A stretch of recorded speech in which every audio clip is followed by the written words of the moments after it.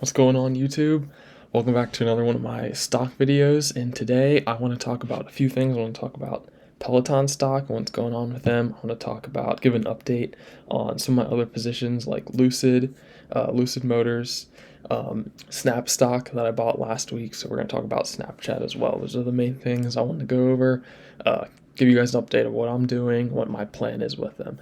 So the first thing I wanted to talk about was Peloton.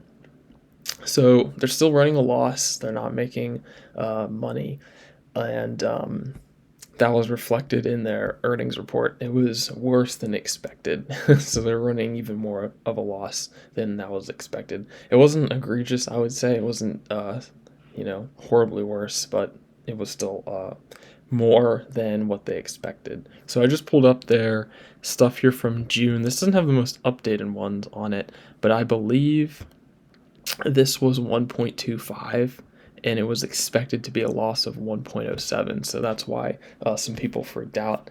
And we can see that in this ridiculous drop right here. We have a drop of over 30%. So I snagged 10 shares this afternoon when I noticed that. I got the news. I bought 10.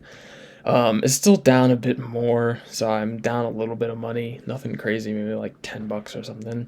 I'm definitely prepared to buy more, but I see value in this, and this is why I picked it up. As if we go to the day chart here, we can get a little more information. We are all the way back at September, August of 2020 levels, so over a year ago. We've lost all of these gains, and it seems to be at what we call support level. So it'd come down, it'll bounce. This is support level, and it looks like there's a pattern. Patterns tend to repeat themselves, but they don't have to. So that's always something to keep in mind when you're trading stocks. So I picked up some shares down here. I'm prepared it could go lower, but and especially something to keep in mind as well is this stock has actively been trending down since earlier this summer. So like July, August, it's been trending down for a while. But I definitely see more growth potential here, and I see value in this and feel comfortable putting some money on it. So that's why I did that. So I pulled up the analyst estimates here on MarketWatch for Peloton, and just to get an idea, the median's 130, the average is 127. So somewhere in that range. And if you still look at where we're at now, we're at $60 a share. So we're talking double that is the average, and the median is even a little higher than that. So that would tell me that since the average is a little bit lower than the median, that there's some analysts that are giving very low estimates because they're pulling down that average. So they're skewing it a bit.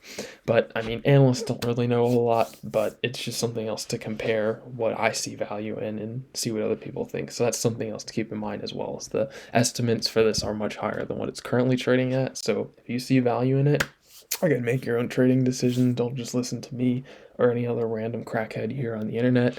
But I personally see value in this, and that's why I took a position. So next stock I wanted to give an update on, and what I'm doing with my position is Lucid. I had to talk about Lucid. So since I last talked about them last week, their stock really hasn't done a whole lot. It was today the 4th, so yeah, last talked about it when it ran up, and we were up a little bit of money, which is great. It hasn't really done anything. It's kind of just sat there. I have my alert set. If it does anything, if it comes back down, I'll probably add to my position. Hasn't really done that. It's just consolidated around $36, which is fine. That shows some price strength up here. We'll see what ends up happening. Again, I'm pretty bullish I'm very bullish long term on Lucid Motors, so I'm just going to keep holding it. I haven't really done anything with my position. I still have the same 25 shares, and I'm just going to keep holding those for now. So the next third stock I wanted to talk about, give an update on my position, is Snapchat. So since I last talked about it last week, I bought another 6 shares, so I've had 12, and I haven't done anything with that. Similar with Lucid, it's consolidated at this price level around $52. It's been pushing tiny bit lower, not really though. Nah, it's pretty much just holding here. So it could either break out and continue pushing lower. Hopefully it doesn't. I do have an alert set, as you can see right here. So if it does, let me know. I might buy some more at that point. I'll see. And if it starts pushing back up, I have an alert set. I'll move that down a little bit so it's not so aggressive. If it starts pushing up, it'll let me know, and then I can take some of my position off.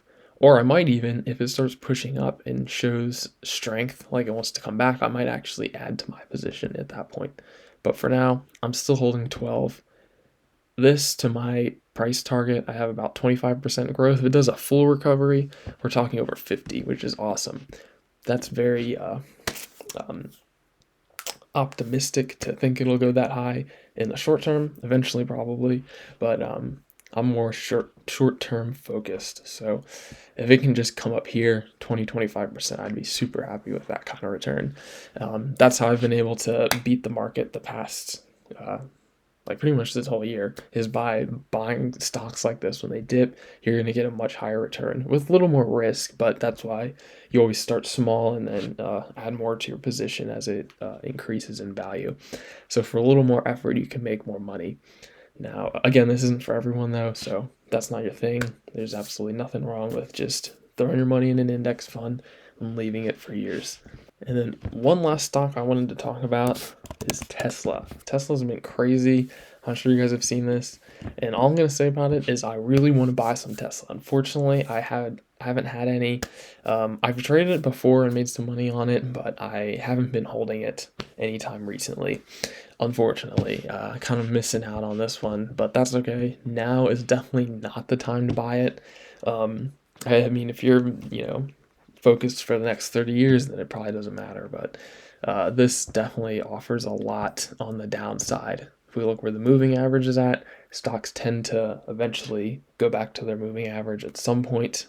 They typically trade up and down around it. Tesla's obviously very bullish, but it does have a lot of a downside. So not one I'm going to be picking up right now, but I do have an alert set. I'm going to move that actually. I said that a while ago. If it starts to sell off, I'll think about starting to build a position at that point.